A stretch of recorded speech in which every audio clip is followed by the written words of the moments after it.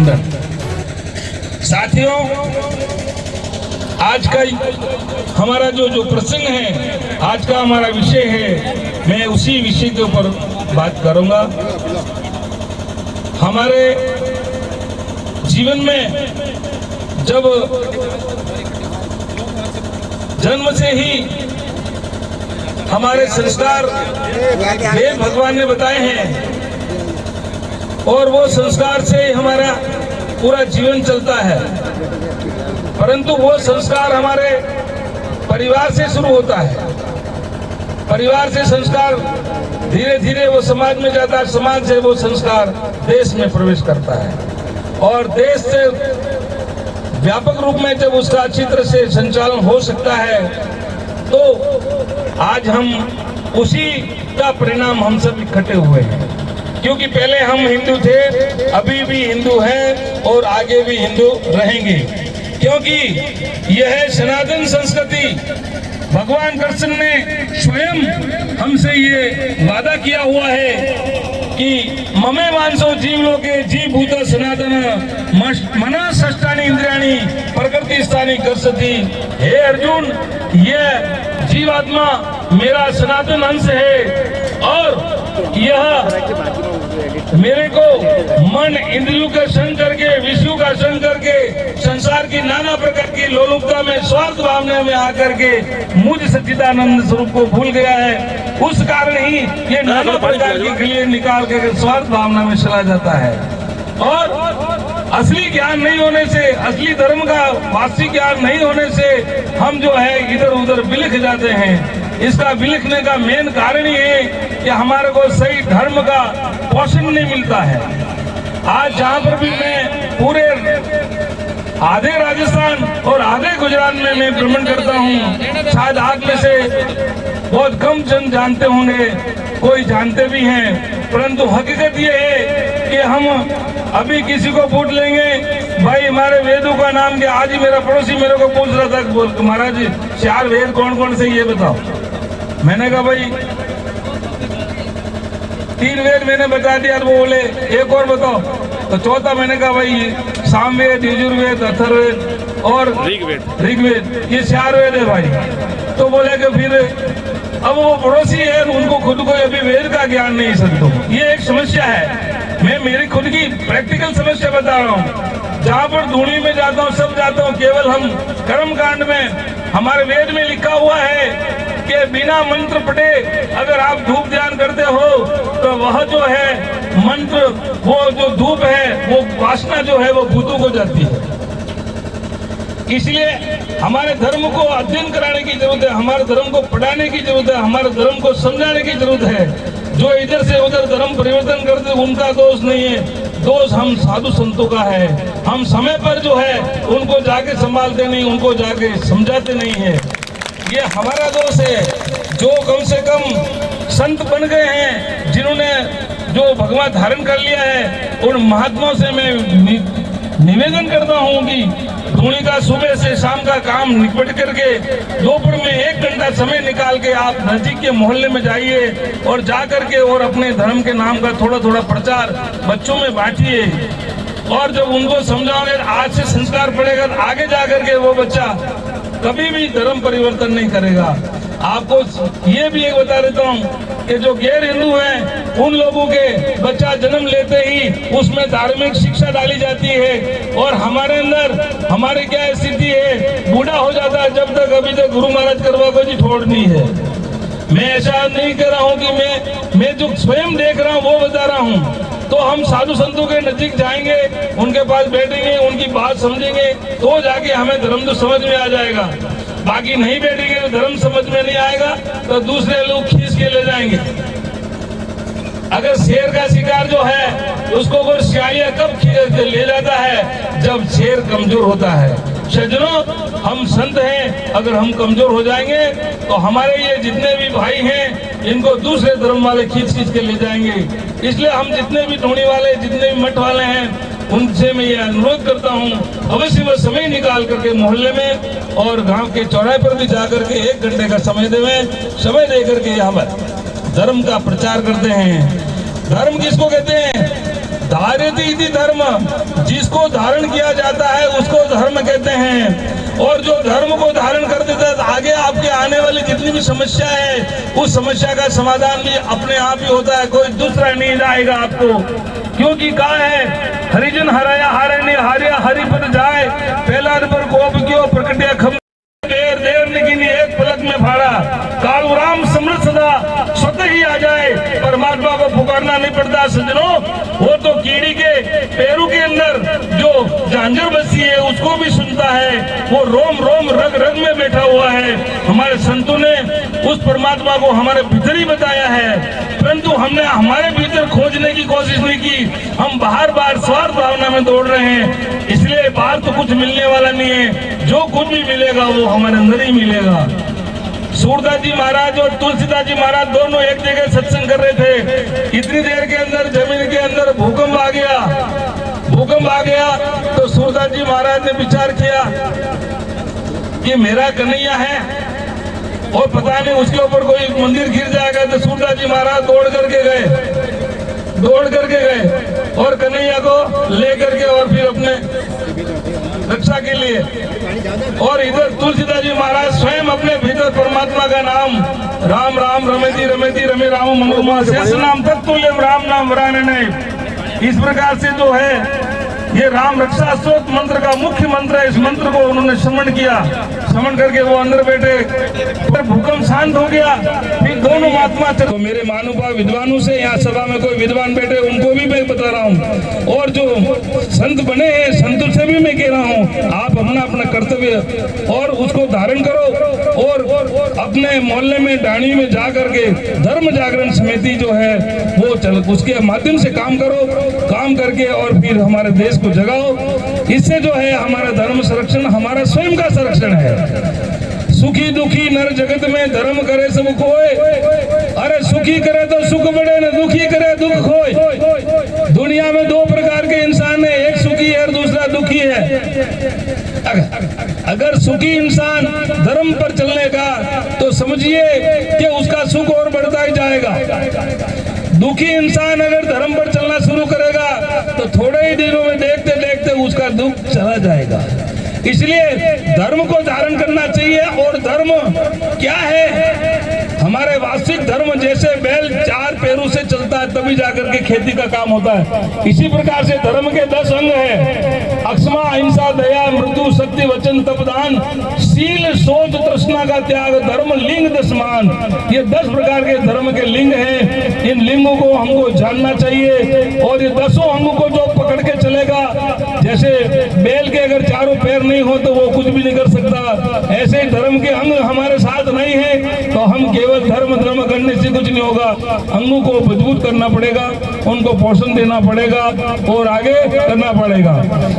यह कहा है महापुरुषों ने, धर्म घटे धरती घटे। अगर आज हमारा धर्म घट गया तो समझ लो हमारे धरती के बंटवारे हो जाएंगे, दूसरे लोग हमारे धरती पर जो है ले लेंगे, वो कब्जा कर लेंगे। क्यों? कि अभी हमारे सामने भारत देश के अंदर परिस्थिति बहुत खतरनाक है और इस परिस्थिति को हर मानव को पहचानने की कोशिश करनी चाहिए। क्योंकि यहाँ जो राष्ट्र में जो कानून ऐसा बना है वो कानून जो है वो पक्षपात रहित है और वो किसी पक्ष की बात करने वाला नहीं है, और बात करेगा भी सही तो जहाँ उनका काम होगा, उनका संविधान के अंदर काम होगा, जो जैसा होगा। बाकी हमारे लिए काम तो हमें खुद करना पड़ेगा। आप सब कहीं कहीं सर्विस करते हो, एक अगरबत्ती जलाने का हमको पेमेंट गवर्नमेंट नहीं देती है। अब बताइए वो गवर्नमेंट हमारा संरक्षण कर सकती है क्या? हमारे हनुमान मंदिर को अगर गिर जाता, टूट जाता कुछ भी तो उसका पालन पोषण कर सकते क्या? हमारे पुजारी को तनख्वाह दे सकते क्या? उनके पुजारी को तनख्वाह मिलती है, हमारे को क्या मिल रहा है? हमारे पुजारी क्या कर रहे हैं? हमारे पुजारी किस प्रकार से समय निकाल रहे हैं? इसलिए सज्जनों इस बात को देख लीजिए और धर्म का जो परिवर्तन ना करें। अपने धर्म में जितना भी संकट आवे उसको सहन करो। पांडु ने कितना संकट आया, सब सहन किया पर धर्म को नहीं छोड़ा। पांडु के पास क्या कम संकट आया था? राजा हरिश्चंद्र के पास क्या कम संकट आया? हाँ, हरिश्चंद्र सत संग्राम के करोड़ों गुणों निराट। अरे सबल हिया को सांभळे साथी बजर कपाट भूख दुख डीटा भारी धरड़ियो आकाश धर दुजन्य सारी सूरज वंश उजाड़ियो महीपति के पाठ हरिश्चंद्र संग्राम गए और करोड़ों गुणों निराज। छोटी मोटी तकलीफ आ जाती, हम धर्म त्यागने की बात कर लेते, हम देश को छोड़ने की बात करते, हम ये सारी चीजें जो है हमारे अंदर नहीं होनी चाहिए और हमें हमारे धर्म को कायम रखना चाहिए, हमारे धर्म पर ही स्थिर रहें और धर्म रक्षित रक्षणा के जो धर्म की रक्षा करता है वो धर्म स्वयं उसकी रक्षा करता है। अगर आप धर्म को दान करके धर्म पर चलोगे तो वो धर्म स्वयं आपकी रक्षा के लिए तत्पर रहेगा। देख लो आप हमारे वेद शास्त्र पुराणों को उठा के देख लो, जहां जहां पर भक्त पर आपत आई है तो भगवान खुद हमारे लिए आए हैं। यदा यदा धर्म से ग्लानिर्भवति भारत अभ्युत्थानम अधर्म से तदात्मानं सृजाम्यहम् परित्राणाय साधूनां विनाशाय च दुष्कृतां धर्म न संस्थापनार्थाय संभवामि युगे युगे। हे अर्जुन, जब भी अधर्म की वृद्धि होती है और धर्म की हानि होती है तब तब मैं अपने साकार निर्गुण होते हुए निर्गुण रूप धारण करके और फिर मानव रूप धारण करके संसार में आता हूँ। अधर्म करने वालों को उनको दंड देता हूँ, धर्म की स्थापना करता हूँ और साधु पुरुषों की रक्षा करता हूँ। इसलिए साधु पुरुषों को जो परमात्मा के नाम से निकल गए हैं उनको कभी डरने की जरूरत नहीं है, क्योंकि उनकी रक्षा तो प्रहलाद की अगर की तो फिर वो परमात्मा अपनी भी रक्षा करेगा। इसलिए उनको तो निर्भय होकर के धर्म का कार्य करना चाहिए और हमारे भाई पिछड़े भाइयों को जो ज्ञान से समझा करके उनको लाना चाहिए और उनको समझाइश करो, उनको धर्म का उपदेश करो। और ये धर्म के बारे में जो है हमारी जो जागरण समिति है उनसे भी मैं कहना चाहता हूँ कि वो ऐसे कुछ उपदेशक जो शिक्षित उपदेशक हो, धर्म के बारे में जानकारी हो, उनको जो थोड़ा थोड़ा मोटिवेट करके और गली मोहल्ले में जा करके अपने गाँव में जा करके जहाँ थोड़ा थोड़ा उनको जो है प्रचार कराइए, ताकि इससे जो है हमारे धर्म को आगे प्रचार प्रसार होता रहेगा, धर्म चलता रहेगा। बोल सद्गुरु भगवान की जय, बोली अम्बे मात की जय, बोल बजरंग बली की जय, बोल राणा प्रताप की जय, बोल कृष्ण। देश का धर्म रखने में माता बहनों का सबसे बड़ा धर्म है, इसलिए हमारे यहाँ माता बहनों को धर्म पत्नी कहा जाता है। किसी पतिदेव मूछों वालों को धर्मपति नहीं कहते। क्यों नहीं कहते? ये सुबह उठ गए होटल में जाते हैं, ये कैसे धर्मपति रह सकते? चाहे होटल की पीते हैं, लेकिन पत्नी होती है वो तुम्हारे सारे दुख सहन करती है। अगर कोई मर्द ये क्या मैं मूछों वाला हूँ और महिलाओं से ज्यादा ताकतवर हूँ, एक दिन एक कागज लेकर बैठ जाइए और एक लिस्ट बनाना कि मेरी पत्नी कितना काम करती है। दूसरे दिन आपकी मूछें अपने आप यूं नहीं हो जाए तो रामचंद्र खराड़ी कहाँ आया था बीच में हमारी टेम्परेचर डाउन करने के लिए। एक दिन जिस पुरुष ने अपनी पत्नी के कार्य की सूची बना ली, इतना सुबह से उठकर काम किया, तो दूसरे दिन आप कहोगे नहीं ये तो तुम ही कर सकती हो, हम नहीं कर सकते। इसलिए माताओं को इस देश में शक्ति कहा है, भवानी कहा है, अम्बा कहा है, कालिका कहा है और उनको इसीलिए देवी का रूप कहा है। आप जब तक ये सोचते हो ये कमजोर है, इसको हम डांट देंगे, जिसने भवानी का रूप धारण किया तो वो किस पे बैठती है पता है? शेर पे। वो आदमी बैठा था, वो देख रहा था यहाँ भी कलेश है।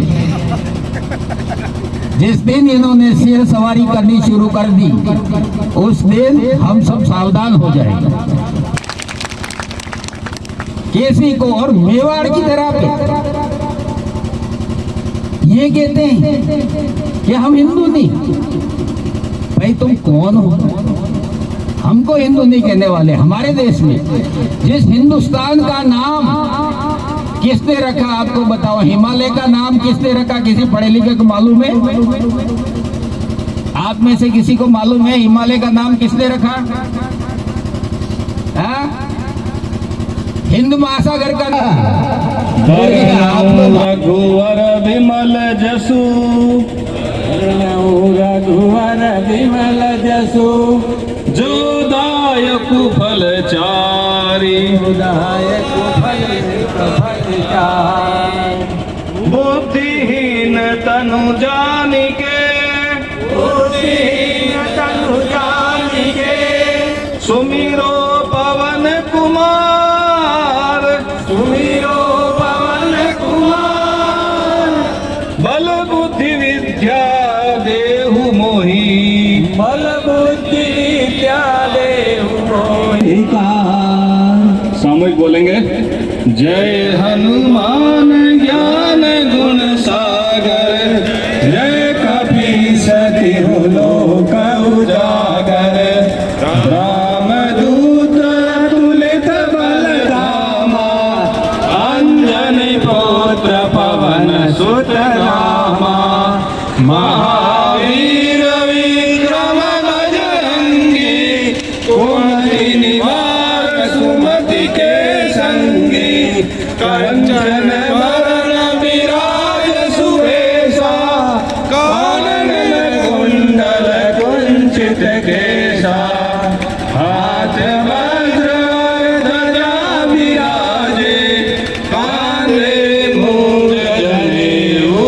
साजे शंकर सुवन केसरी नंदन तेज प्रताप महाजगवंदन विद्यावान गुणी अति चातुर राम काज करिबे को आतुर प्रभु चरित्र सुनिबे को रसिया राम लखन सीता मन बसिया सूक्ष्म रूप धरि सिंह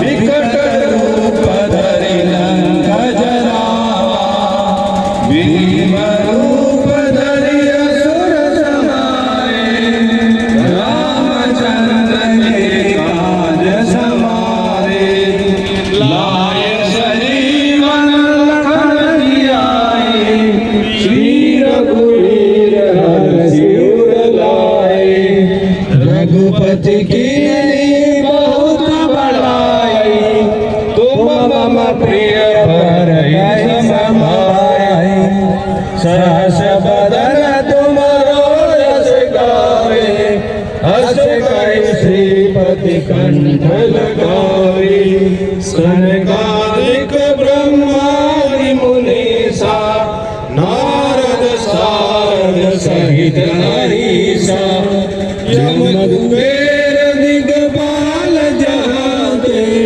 कवि पद दीना तुमरो मंत्र विभीषण माना लंकेश्वर भय सब जग जाना जुग सहस्त्र योजन पर भानु लील्यो ताहि मधुर फल जानु प्रभु मुद्रिका मेलि मुख माहि जल दिलांगी गए अचरज नाही दुर्गम ग्रह तुम्हारे देते राम दुआरे तुम रखवारे मोट न आज्ञा बिन पैसारे सब सुख लहे तुम्हारी सरना तुम रक्षक काहू को डरना आपन तेज समारो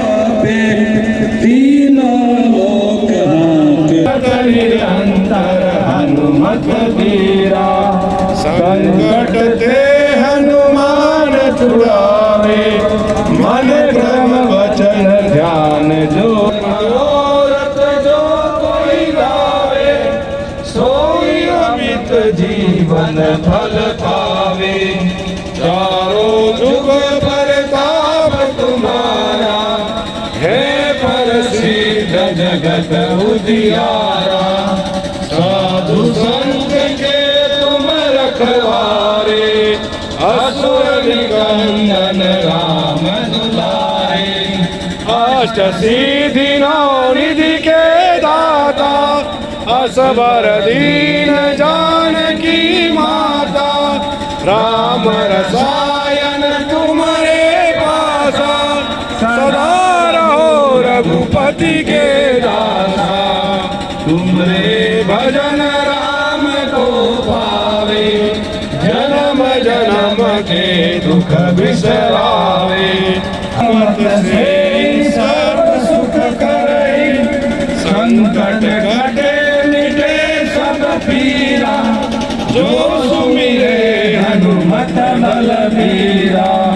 जय जय जय हनुमान गोसाई, कृपा करो गुरुदेव की नाई। जो सत बार पाठ कर कोई, छूटहि बंदी सुख होई। जो यह पढ़े हनुमान चालीसा, होए सिद्धि साखी गौरी सा। तुलसीदास